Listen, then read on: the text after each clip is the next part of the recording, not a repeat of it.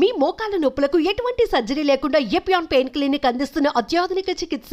ఇప్పుడు ప్రస్తుతం దేశ రాజకీయాల్లో అన్ని రాష్ట్రాల్లో కూడా ఒకే ఒక్క టాపిక్ మీద చర్చ నడుస్తుంది పొలిటికల్ సర్కిల్స్లో. అదే ఒకే దేశం ఒకే ఎన్నిక, జమిలీ ఎన్నికలు నిర్వహించడం.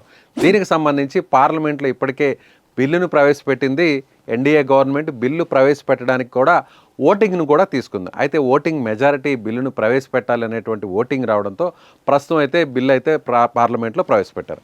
అయితే ఇప్పుడు దేశమంతా ఒకే ఎన్నికలు నిర్వహించాలి అని ఒక పిలుపునిచ్చినటువంటి భారతీయ జనతా పార్టీ కావచ్చు, ఎన్డీఏ పక్షాలు కావచ్చు, మరొక విధానాన్ని కూడా తీసుకురావాలి. అదే ఒకే దేశం ఒకే పన్ను విధానాన్ని విధించాలనేటువంటి ఒక మాట సోషల్ మీడియాలో తెగ వైరల్ అవుతుంది. ఒక పోస్టర్ కూడా చూపిస్తాను మీకు సోషల్ మీడియాలో.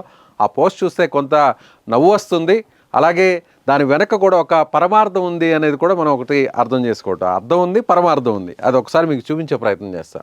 సో ఒక పోస్ట్ ఇది ఒకసారి మనం చూడవచ్చు. ఇది కామెడీగా పెట్టినా కూడా దీని వెనక పెద్ద మీనింగ్ ఉందని మనం అర్థం చేసుకోవచ్చు. 1 నేషన్ 1 రేట్ ప్లీజ్ అంటే ఇది మద్యం బాటిల్స్ని ఇక్కడ పెట్టారు.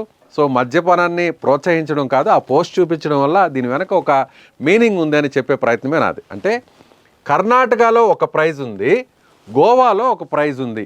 ఏంటిది? గోవాలో ఏమో ఒక బాటిల్ ధర 320 ఉంది. ఇదే కర్ణాటకలో పక్కనే ఆనుకొని ఉన్నటువంటి రాష్ట్రంలో 920 ఉంది. ఇది ఎలా సాధ్యం? దీన్ని ఎందుకు దేశాన్ని పరిపాలించేటువంటి పెద్దలు ఆలోచించడం లేదు? ఒక్కో రాష్ట్రానికి ఒక్కొక్క ట్యాక్స్ ఏంటి? సో ఈ విధానాన్ని మార్చాలి. ప్రభుత్వం ఏదైతే చెప్తుందో దీనివల్ల రకరకాలుగా వ్యయం అవుతుంది. దీనివల్ల ఎన్నికల్ని వివిధ రాష్ట్రాల్లో అనేక సార్లు ఎన్నికలు నిర్వహించడం వల్ల ప్రభుత్వం మీద, దేశం మీద భారం పడుతుంది. కాబట్టి ఒకే దేశంలో అనేక రాష్ట్రాలకు సంబంధించినటువంటి అసెంబ్లీ ఎన్నికలు కావచ్చు, పార్లమెంట్ ఎన్నికలు కావచ్చు, అన్నీ కలిపి ఒకేసారి తీసుకురావాలి. దాని ద్వారా ఖర్చుని తగ్గించవచ్చు అనేది ఇప్పుడు మన దేశ పాలకులు అయితే చెప్తున్నారు. కానీ ఇప్పుడు ప్రస్తుతం ఉన్నటువంటి పరిస్థితి చూస్తే ఇక్కడ ప్రజల మీద భారం ఎందుకు మోపుతున్నారు? మీరు తీసుకొచ్చినటువంటి విధానం కరెక్టే, ఏదైనా సరే ఒకే దేశం ఒకే ఎన్నిక మంచిదే, ప్రజల మీద భారం పడట్లేదు. ప్రజలకు సంబంధించినటువంటి ఏదైతే పన్నులు కట్టడం ద్వారా వచ్చేటువంటి డబ్బును ఆదా చేయడానికి మీరు ప్రయత్నం చేస్తున్నారు అనుకుందాం.